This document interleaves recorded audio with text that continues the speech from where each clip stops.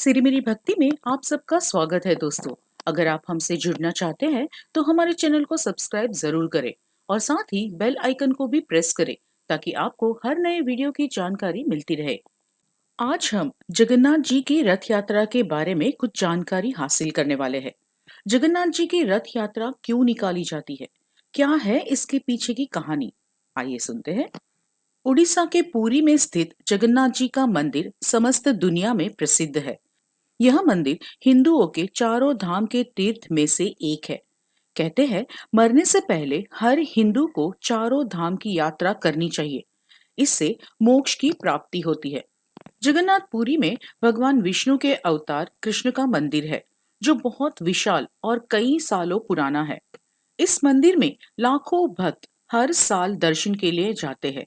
इस जगह का एक मुख्य आकर्षण जगन्नाथपुरी की रथ यात्रा भी है। यह रथ यात्रा किसी त्योहार से कम नहीं होती है।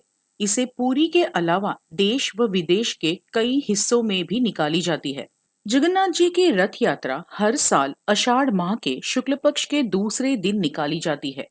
इस साल ये 1 जुलाई 2022 के दिन निकाली जाएगी। रथ यात्रा का महोत्सव 9 दिन का होता है, जो शुक्ल पक्ष की 11 के दिन समाप्त होता है। इस दौरान पुरी में लाखों की संख्या में लोग पहुंचते हैं और इस महा आयोजन का हिस्सा बनते हैं। इस दिन भगवान कृष्ण, उनके भाई बलराम व बहन सुभद्रा को रथों में बैठाकर गुंडीचा मंदिर ले जाया जाता है। तीनों रथों को भव्य रूप से सजाया जाता है, जिसकी तैयारी महीनों पहले से शुरू हो जाती है। इस रथ यात्रा से जुड़ी बहुत सी कथाएं हैं, जिसके कारण इस महोत्सव का आयोजन होता है। कुछ कथाएं मैं आपके साथ शेयर करना चाहूंगी। कुछ लोगों का मानना है कि कृष्ण की बहन सुभद्रा अपने मायके आती है और अपने भाइयों से नगर भ्रमण करने की इच्छा व्यक्त करती है। तब कृष्ण बलराम और सुभद्रा के साथ रथ में सवार होकर नगर घूमने जाते हैं। इसी के बाद से ये रथ यात्रा का पर्व शुरू हुआ। इसके अलावा ये भी कहा जाता है कि गुंडीचा मंदिर में स्थित देवी कृष्ण की मासी है, जो तीनों को अपने घर आने का निमंत्रण देती है। श्री कृष्ण बलराम और सुभद्रा के साथ अपनी मासी के घर रहने जाते हैं। रथ यात्रा गुंडीचा मंदिर पहुंचने के बाद अगले दिन तीनों प्रतिमा को मंदिर में स्थापित किया जाता है और एकादशी तक ये मूर्तियां वहीं विराजमान रहती है। इस दौरान पुरी में मेला भरता है, तरह तरह के आयोजन होते हैं, महाप्रसाद की बिक्री होती है। एकादशी के दिन जब इन्हें वापस लाया जाता है, उस दिन वैसी ही भीड़ उमड़कर आती है और इस दिन को बहुड़ा कहते हैं। बाद में जगन्नाथ जी की प्रतिमा को अपने मंदिर के गर्भ में स्थापित कर दी जाती है। सब मनीषा मोर प्रजा, यानी कि सब मनुष्य मेरी प्रजा है। रथ यात्रा एक ऐसा पर्व है जिसमें भगवान जगन्नाथ चलकर जनता के बीच में आते हैं और उनके सुख दुख में सहभागी होते हैं। जगन्नाथ जी उनके मौसी के घर जाते ही उनका व्यवहार सामान्य मनुष्य जैसा हो जाता है। मौसी के घर अच्छे अच्छे पकवान खाकर भगवान जगन्नाथ बीमार हो जाते हैं। तब यहाँ पथ्य का भोग लगाया जाता है, जिससे भगवान शीघ्र ठीक हो जाते हैं। ऐसा भी माना जाता है कि रथ यात्रा के तीसरे दिन पंचमी को लक्ष्मी जी भगवान जगन्नाथ को ढूंढते यहाँ आती है।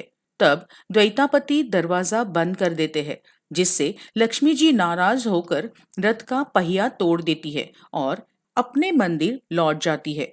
बाद में भगवान जगन्नाथ लक्ष्मी जी को मनाने जाते हैं, उनसे क्षमा मांगकर और अनेक प्रकार के उपहार देकर उन्हें प्रसन्न करने की कोशिश करते हैं। लोगों की अपार भीड़ इस लीला को देखकर खुशी से झूम उठती है। सारा आकाश जय श्री जगन्नाथ के नारों से गूंज उठता है। लक्ष्मी जी को भगवान जगन्नाथ के द्वारा मना लिया जाने को विजय का प्रतीक मानकर इस दिन को विजयादशमी और वापसी को गोतड़ी गोचा कहा जाता है।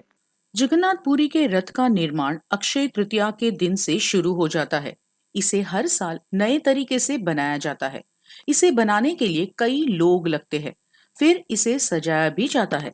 जगन्नाथ जी के रथ की रक्षा गरुड़ करता है और इस रथ को दारुका नाम का सारथी चलाता है। इस रथ में जो झंडा लहराता है उसे त्रैलोक्य मोहिनी कहते हैं। इसे जिस रस्सी से खींचा जाता है उस रस्सी को शंखचूड़ा नागनी कहते हैं। बलराम के रथ की रक्षा वासुदेव करते हैं। इस रथ को मताली नाम का सारथी चलाता है।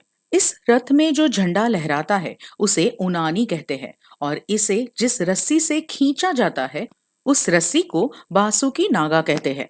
सुभद्रा जी के रथ की रक्षा जय दुर्गा और इसमें सारथी अर्जुन होते हैं। इस रथ में जो झंडा लहराता है उसे नंदिक झंडा कहते हैं और इस रथ को जिस रस्सी से खींचा जाता है उस रस्सी को स्वर्णचूड़ा नागनी कहते हैं। इन रथों को हजारों लोग मिलकर खींचते हैं। सभी लोग एक बार इस रथ को खींचना जरूर चाहेंगे क्योंकि इससे उन्हें लगता है कि उनकी सारी मनोकामनाएं पूरी होती है और यही वो समय होता है जब जगन्नाथ जी को करीब से देखा जा सकता है। तो ये थी जगन्नाथपुरी के रथ यात्रा की जानकारी तथा उसका महत्व।